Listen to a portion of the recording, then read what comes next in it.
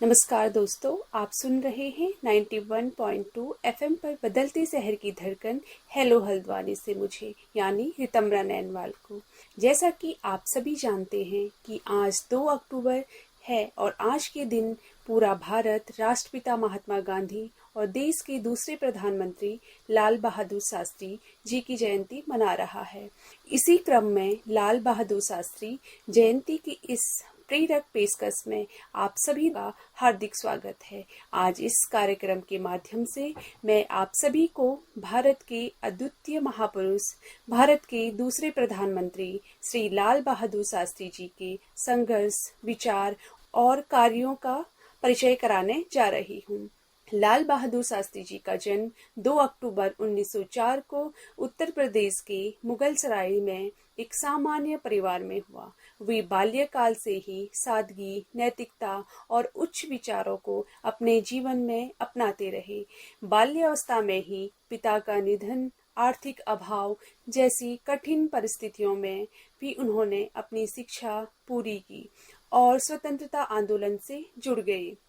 खास बात यह थी कि उन्होंने गांधी जी और अन्य स्वतंत्रता सेनानियों से प्रेरणा ली और देश के लिए सब कुछ न्योछावर करने का संकल्प लिया।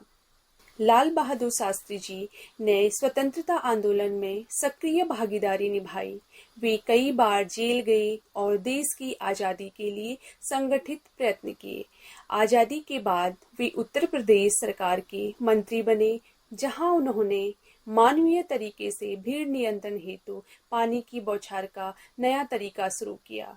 उनके मानवीय पहलुओं को इस घटना से भी समझा जा सकता है कि एक बार रेल मंत्री रहते हुए जब उनके कार्यकाल में दुर्घटना घटित हुई तो उन्होंने नैतिकता के अनुरूप अपने पद से इस्तीफा दे दिया था। वर्ष 1951 में जवाहरलाल नेहरू के नेतृत्व में वे कांग्रेस के महासचिव बने और 3 लोकसभा चुनावों में कांग्रेस को भारी बहुमत दिलाने में उन्होंने अपना सहयोग प्रदान किया। 1964 में वे भारत के दूसरे प्रधानमंत्री बने और देश को अकल्पनीय चुनौतियों का सामना करने के दौरान उन्होंने सफल नेतृत्व दिया। उनकी प्रमुख उपलब्धियां और कुछ ऐतिहासिक निर्णय जैसे 1965 के भारत पाकिस्तान युद्ध में देश के सैनिकों और आम जनता का मनोबल बढ़ाया, जय जवान जय किसान का नारा दिया, जिसने देश में नया राष्ट्र भाव पैदा किया और किसानों, सैनिकों को सम्मान प्रदान किया। खाद्य संकट के समय लोगों को सप्ताह में 1 दिन उपवास रखने की अपील की, साथ ही खाद्यान्न संरक्षण का संदेश भी दिया। हरित क्रांति की नींव रखी, मैक्सिको से उन्नत गेहूं के बीज आयात की और न्यूनतम समर्थन मूल्य जैसी नीतियां लागू की, जिससे देश ने खाद्य उत्पादन में आत्मनिर्भरता हासिल की। भारत पाक युद्ध के बाद ताशकंद समझौता सम्मेलन में भाग लिया और शांतिपूर्ण समाधान का मार्ग चुना। देश की एकता को सर्वोपरि रखते हुए गरीबी, बीमारी और अज्ञानता से लड़ने का आह्वान किया। शास्त्री जी के नेतृत्व का चेहरा उनकी सादगी, सत्यनिष्ठा और उच्च नैतिकता थी।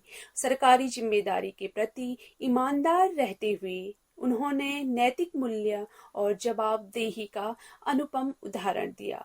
संकट में नेतृत्व, जनता से सीधा संवाद, आर्थिक आत्मनिर्भरता की पहल, ये उनके दर्शन की महत्वपूर्ण झलक है। उनका जय जवान जय किसान का नारा आज भी सैनिकों, किसानों और देशवासियों को प्रेरणा देने वाला है। यूं तो शास्त्री जी का कार्यकाल मात्र 18 महीने का था, लेकिन उनकी उपलब्धियां भारतीय इतिहास में स्वर्णिम अक्षरों में दर्ज है। ताशकंद समझौते के तुरंत बाद उनकी मृत्यु रहस्यमय परिस्थितियों में हुई। देश के प्रति समर्पण के लिए उन्हें मरणोपरांत भारत रत्न से सम्मानित किया गया। शास्त्री जी की विचारधारा, नेतृत्व और सादगी आज भी देश के लिए अमूल्य धरोहर है। अंत में लाल बहादुर शास्त्री का जीवन हमें बताता है कि सच्ची सेवा, नेतृत्व और नैतिकता ही देश के उत्थान की आधारशिला है। उनकी प्रेरणा से आज हमें आगे बढ़ने की प्रेरणा लेते हैं। जय हिंद, जय जवान, जय किसान। धन्यवाद।